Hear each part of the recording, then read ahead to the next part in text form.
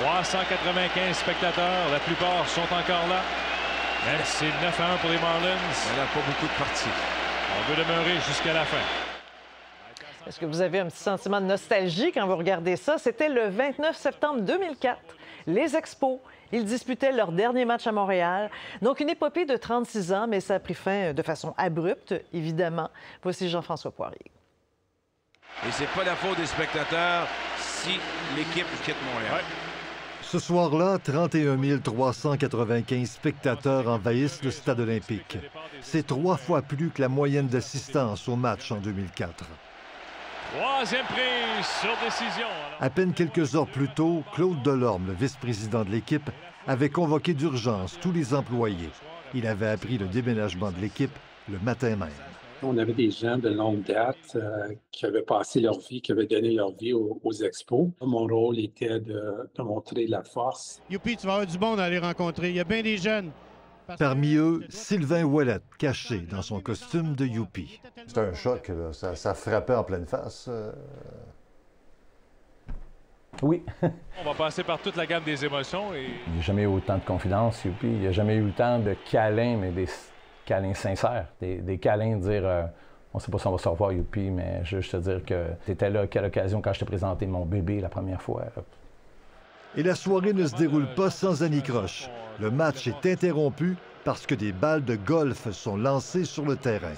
Malheureusement, c'était un des joueurs qui avait frappé des balles dans les estrades populaires. Ces balles-là se sont retrouvées sur le terrain. Les arbitres ont arrêté le match. Le baseball qui voulait qu'on arrête la consommation de boissons. There will be baseball in Washington in 2005.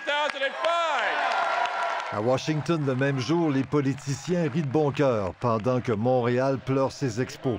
Le baseball majeur venait de frapper un coup de circuit.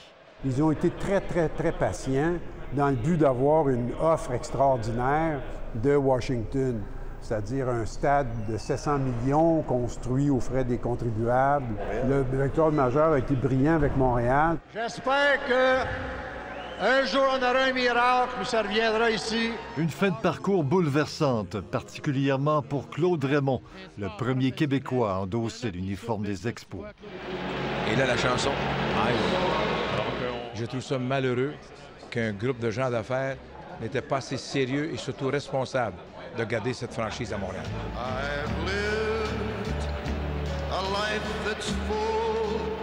Bon monticule maintenant pour les Marlins. Après la grève de 94, on a vu qu'on avait un groupe de propriétaires qui n'étaient pas prêts à perdre d'argent. Alors, 20 ans après, combien vaudrait une équipe de baseball à Montréal avec son propre stade?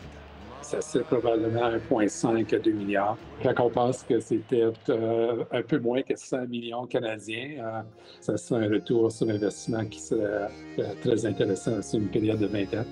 Trop de déchirements et d'incertitudes économiques auront finalement coulé les expos. Mort à petit feu. Jean-François Poirier, Radio-Canada, Montréal.